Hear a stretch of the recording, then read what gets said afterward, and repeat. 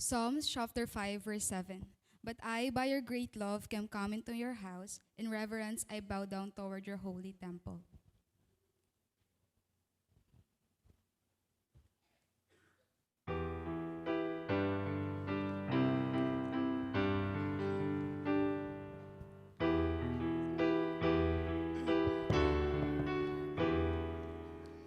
We three kings of Orient are bearing gifts. We traverse afar, field and fountain, moor and mountain, following yonder star.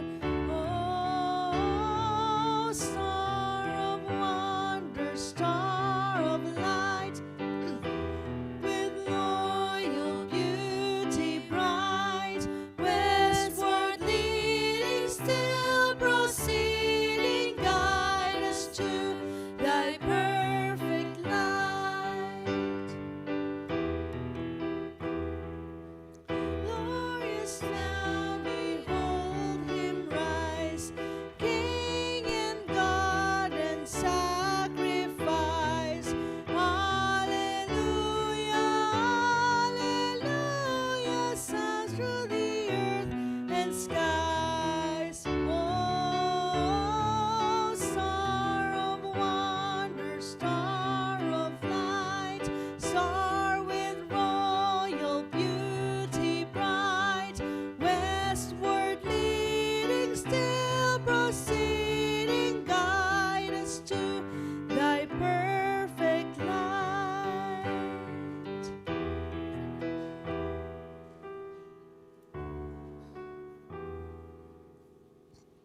Let's close our eyes and feel the presence of the Lord. Father God, thank you for blessing us with another day to glorify and honor your name. We humbly ask for your forgiveness for the sins of our past and those we may unwittingly commit. May your radiant love shape our lives. Please open our hearts and mind to embrace your divine teachings today. In Jesus' mighty name of God, amen.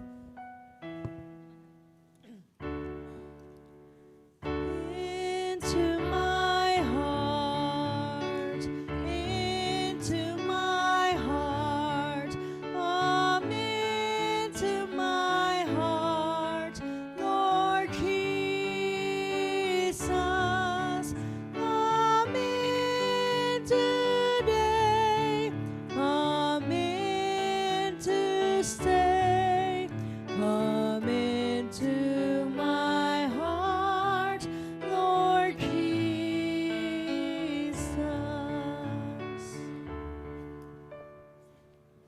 Great is the Lord and most worthy of praise. His greatness no one can fathom. The Lord is gracious and compassionate, slow to anger and rich in love. The Lord is good to all. He has compassion on all he has made.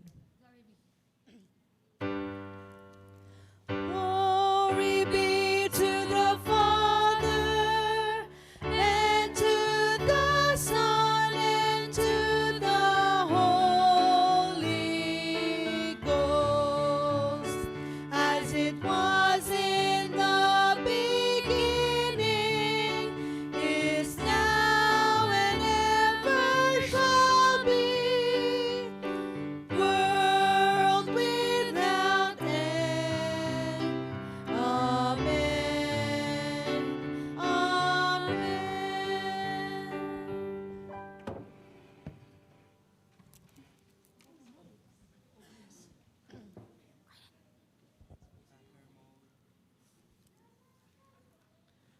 Magandang gabi po sa inyong lahat. Ito na po ang ating ikalimang gabi, mga kapatid.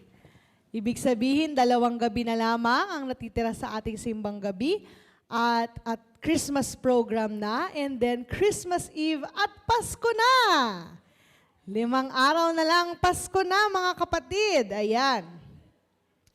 I hope everyone is ready spiritually sa kanilang pagsalubong ng Kapaskuhan. Nais po nating batiin ang mga nagdiriwang ng kaarawan nila ngayong araw na ito December 20, Sister Susan Kamunag, Richmond Christopher De Gia, and Dr. Patricia Joyce Magtoto. Happy birthday po sa inyong lahat. Happy birthday to you. Happy birthday to you. Happy birthday, happy birthday, happy birthday to you. Halos sa araw-araw pala ng December, may nagbe-birthday. Ano po? Halos. Happy birthday po sa inyo. At inuulit ko po, ilang gabi na lamang ang ating simbang gabi, pero yung pong Christmas program ay 4:30 po ng hapon. So hindi po siya 6:30, 4:30 po sa Sabado. Dumating na po kayo ng mas maaga at pag dumating po kayo ng 6:30, kahit yung raffle siguro tapos na. Ayan, so 4:30 po, magkita-kita tayo ng hapon sa Sabado. Isama nyo rin po yung inyong mga anak, ang mga kids natin, para makapag-enjoy sa mga games na inihanda o hahanda pa lamang ng ating Children's Ministry Committee. Ayan. Tapos po sa Kapaskuhan, 5 a.m. po tayo. Ayan, 5 a.m. po tayo sa Monday, December 25. Patuloy po nating isama sa panalangin ang ating mga kapatid na dumaraan ngayon sa gera, kalagitnaan ng gera, kahit na Pasko, parang wala silang break, wala silang holiday. So patuloy natin silang ipanalangin. At ganoon din naman ang ating mga kapatid na mga jeepney drivers. Kagaya po na sinabi ko kahapon, tuloy po ang ating proyekto sa Sabado. Kasama nila ang pamimigay po natin ng mga regalo sa kanila sa Christmas program. Ayan po, yun lamang po ang ating mga announcements for tonight. Maraming salamat po.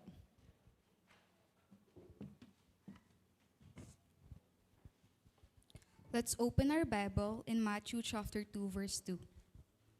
Where is he who has been born King of the Jews? For we saw his star when it rose, and have come to worship him.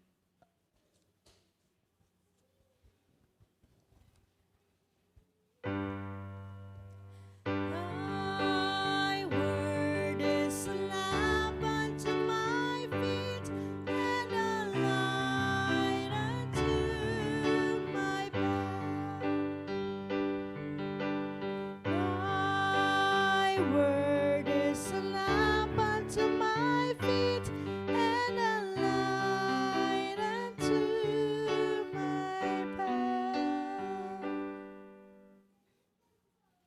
2 Corinthians chapter 9, verse 10. Now he who supplies seeds to the sower and bread for food will also supply and increase your store of seed and will enlarge the harvest of your righteousness.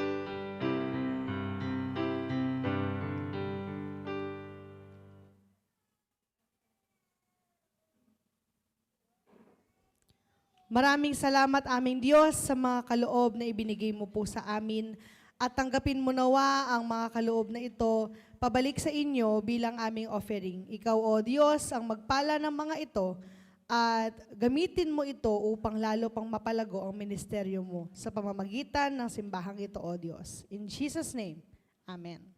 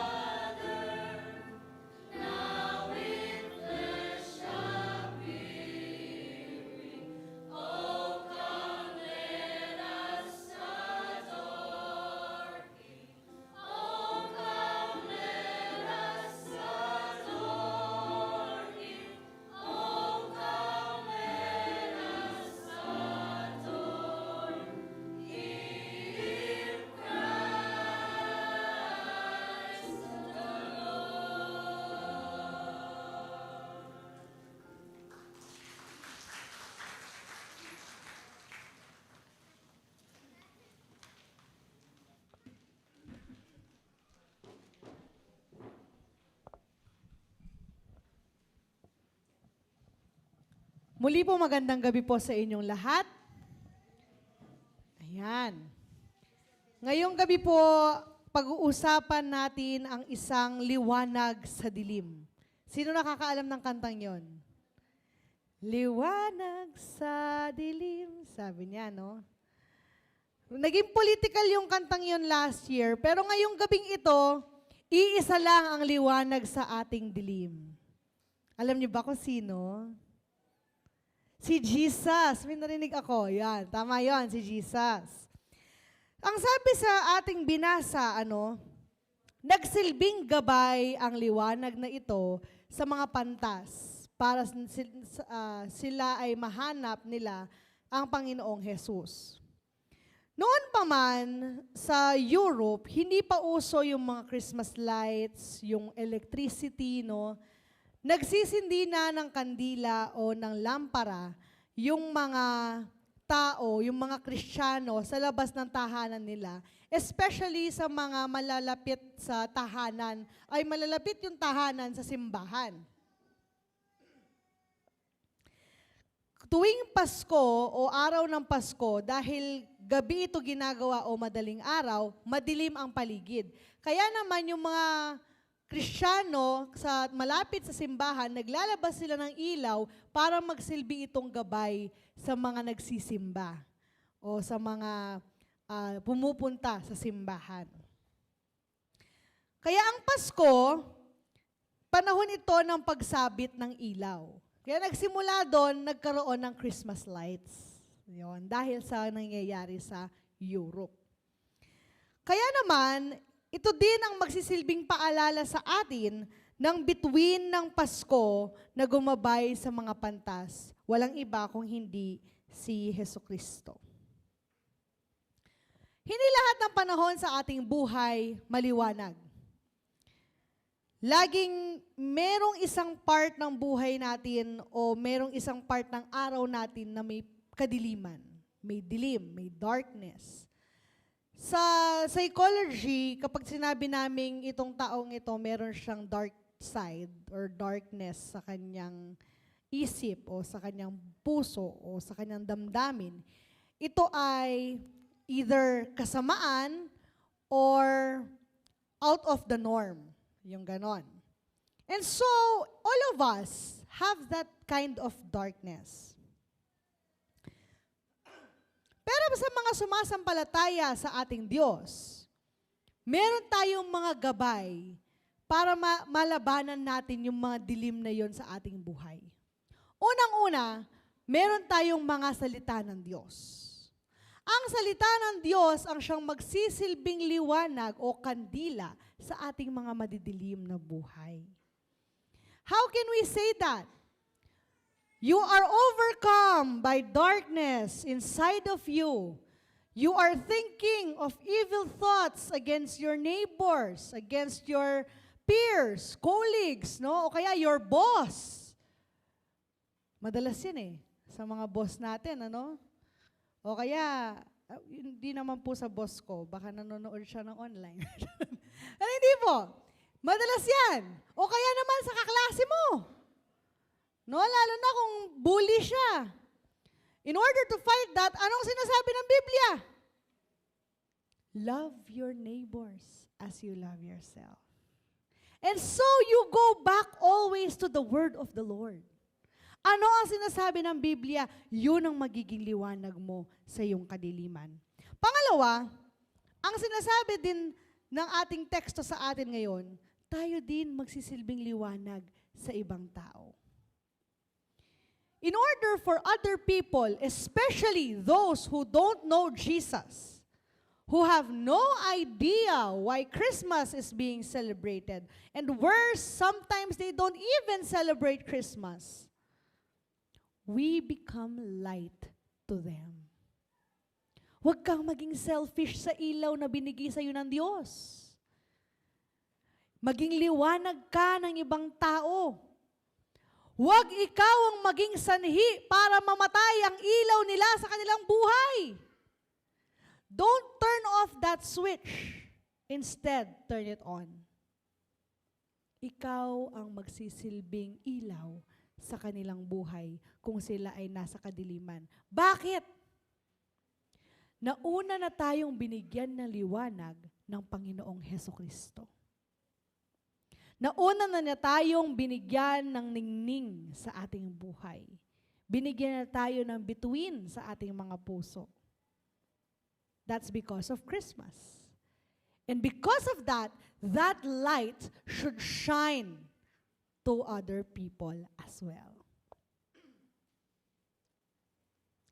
Pag-usapan natin naman ang bituin. Bakit napakahalaga ng bituin na iyon na nung nakita ng mga pantas ang bituin, ang sabi nila, may isang haring ipinanganak. Sa lumang tipan, ang ibig sabihin ng bituing kasing ningning ng nakita ng mga pantas ay sa gisag ng mga hari ng Israel. Tanda na sila ay galing sa lahi ni Haring David. Ganon ang kwento nung bituin. And so they know that this child is a king. Pangalawa, ito rin ay sa gisag ng katapatan ng Diyos. Ayon sa pangako ng Panginoon kay Haring David. Ano ang sabi niya kay Haring David sa Samuel? Sa Book of Samuel, 2 Samuel. Magiging hari ng Israel ang iyong lahi. Pero ang tanong, ang kapanganakan ba ni Jesus ay para lamang sa mga taga-Israel? Para lamang ba ito sa mga Hudyo? Kung mapapansin natin, ang mga pantas, hindi sila mga Hudyo. Hindi sila taga doon. Sila ay Gentiles. For some, sabi nila, sila ay taga-Persia o Iran sa panahon natin ngayon. Sila ay may paghahangad na makita ang batang Mesyas, ang hari ng mga Hudyo, kahit hindi sila Hudyo. Ang iba naman, tinatawag silang Zoroastrian o Zoroaster. Ito ang mga marurunong mag-aral ng mga bituin sa langit. Kasi di ba alam nilang sundan yung bituin ng Panginoong Jesus. But the point here is, Jesus was born and those who are not in that place are interested to know who He was. To know who this child is. At hindi lang yon mga kapatid, naghanda sila ng regalo. Ibig sabihin, hindi sila pupunta doon para makichismis lamang. They come bearing gifts. They come prepared. And they came to worship Him. They have that in mind. Nung umalis sila sa kanilang lugar, they want to worship the King who was born. So deep down, they have that calling from the Lord to worship this King who was born. Mga kapatid, anong ibig sabihin nito sa atin? Dahil ba hindi tayo mga Hudyo, ay hindi na tayo maliligtas? That's not it. Ang sinasabi niya sa ating teksto, kung sino pa yung wala doon, sino pa yung mga malalayo, sino pa yung mga foreigners, they were called to worship. And so are you. We are all called to worship Jesus. We are all called to be united in His faith, in relationship with Him. Merong isang pagtawag ang Diyos sa atin na deep down inside, you know na nandyan yan. Sa kaila-ilaliman ng puso mo, alam mong hindi ka pwedeng makontento hanggat hindi mo nabibigyan ng kapurihan ng ating Panginoon. And not just praises, not just worship, not just singing for Him, but giving your gifts to Him. Hindi ko sinasabing magdala ka ng ginto, mira, o frankincense, o kung ano man ang dinala ng mga pantas. Hindi natin kailangan dalhin yun all the time. Although it's not bad, but it's not just that. Hindi lang yon ang regalo. you also know that deep down inside of you, the Lord is speaking to you what you can offer this child that was born. Kahapon, ang ating tekstong nabasa at ang ating mensaheng narinig ay about obedience. And now, I am telling you, brothers and sisters, if you hear that voice, if you feel that urge deep inside your heart, obey it. Sa tingin ba natin, mga kapatid, kung ang mga pantas, kahit sila ay napakarunong doon sa mga bituin sa langit, sila ba ay makakapagpuri sa ating Panginoong Jesus kung hindi sila tumayo at gumalaw sa kanilang kinalalagyan? Kung hindi sila nagdesisyon on their own to follow that star. It is the same for us. Meron ng bituin. May pinadala ng hari. May pinadala ng tagapagligtas. Ang tanong, ikaw ba tatayo ka at susunod sa bituin? Dahil baliwala ang Pasko kung ikaw mismo itutulog mo lang sa pananampalataya mo. Kung iaasa mo lang sa ibang tao ang iyong kaligtasan, walang mangyayari dyan. If these wise men told their slaves to just go, padala na lang natin yung mga regalo natin sa hari. Sila na lang ang magpuri para sa atin. They won't experience the greatest gift that they can ever experience in their life. And that is the encounter with Jesus. And so, wag mong iasa ang iyong kaligtasan, ang iyong pagpupuri, ang iyong pagsamba sa Diyos sa ibang tao. Just go and worship the King. In the name of the Father, and of the Son, and of the Holy Spirit. Amen.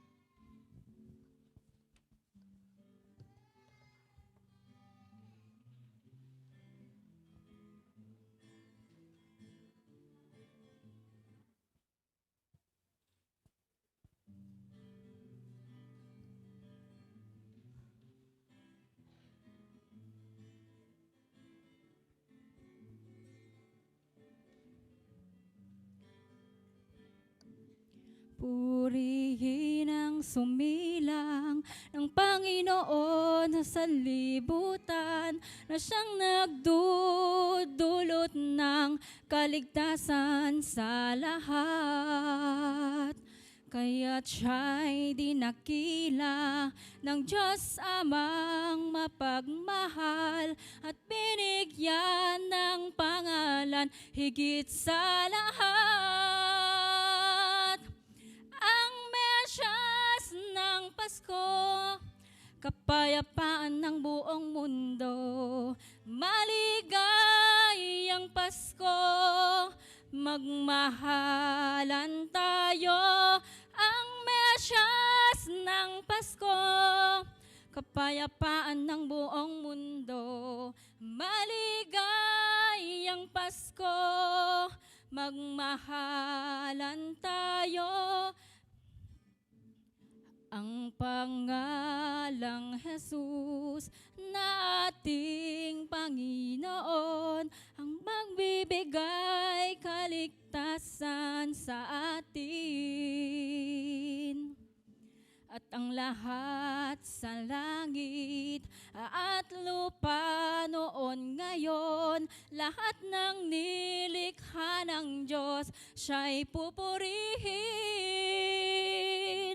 Ang Mesyas ng Pasko, kapayapaan ng buong mundo. Maligayang Pasko, magmahalan tayo. Ang Mesyas ng Pasko, kapayapaan ng buong mundo. Maligayang Pasko, magmahalan tayo. Thank you po.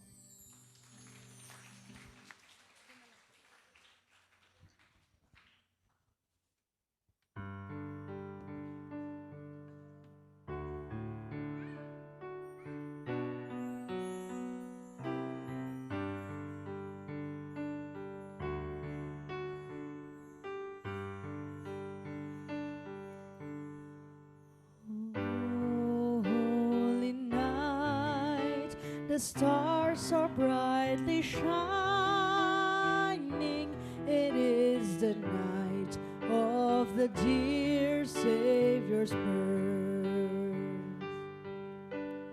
Long lay the world in sin and error pining, till He appeared and the soul felt its worth.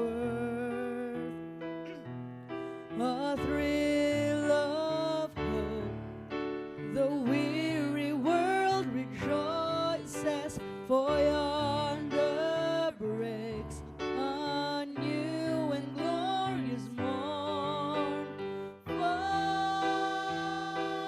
on your knees, oh, hear the angel voices, oh, night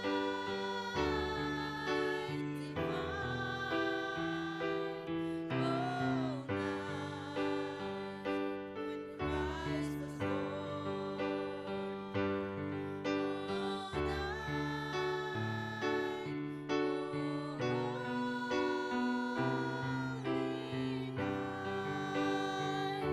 oh, night divine, led by the light of faith serenely beaming, with glowing hearts by His cradle we stand. So led by light of a star sweetly gleaming, here came the wise men from Orient land. The King of Kings lay thus in lowly manger, in all our trials born to be our friend. He knows our need, to our weakness is no stranger. Behold your King, before Him lowly bend. Behold your King, before Him lowly bend. Truly He taught us to love one another. His law is love, and His gospel is peace. Chains shall He break, for the slave is our brother, and in His name all oppression shall cease. Sweet hymns of joy in grateful chorus raise we, let all within us praise His holy name. Christ is the Lord. Oh, praise His name forever. His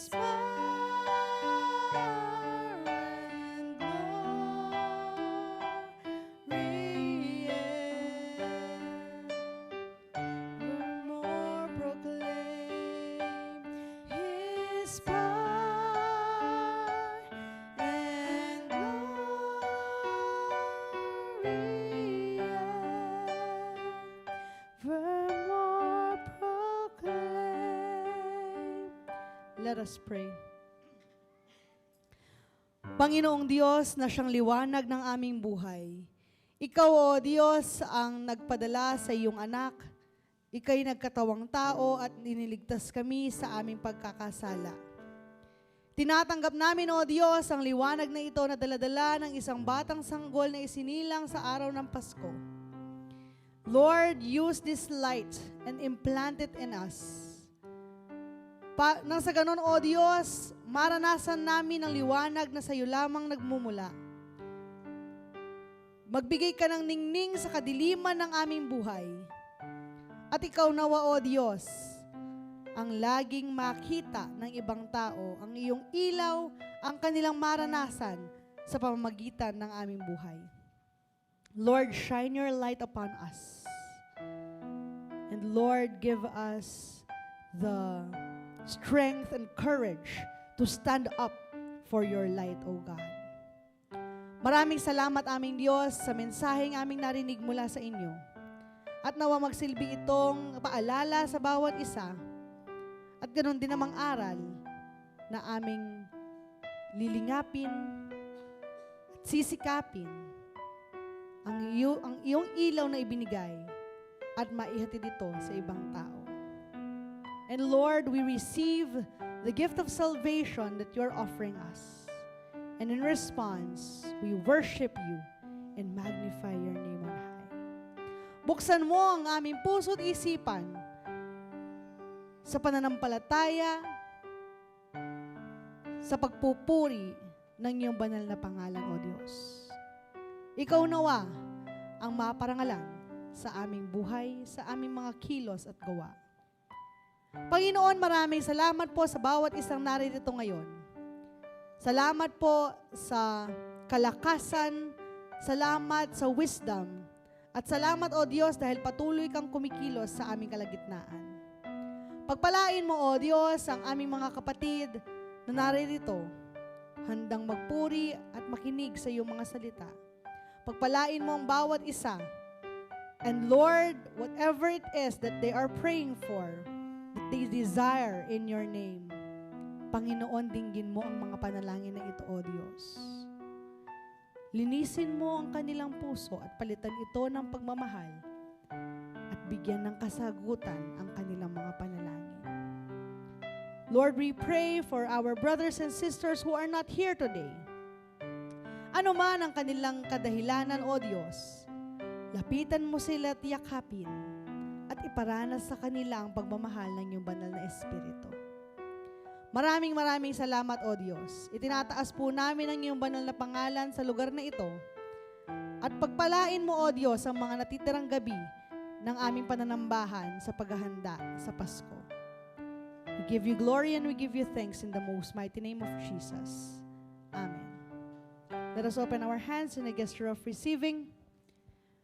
May the Lord God, who in human form Jesus Christ, that has saved us from sins, bless you with the fruit of the Holy Spirit, and most especially the light that He has brought us into this world.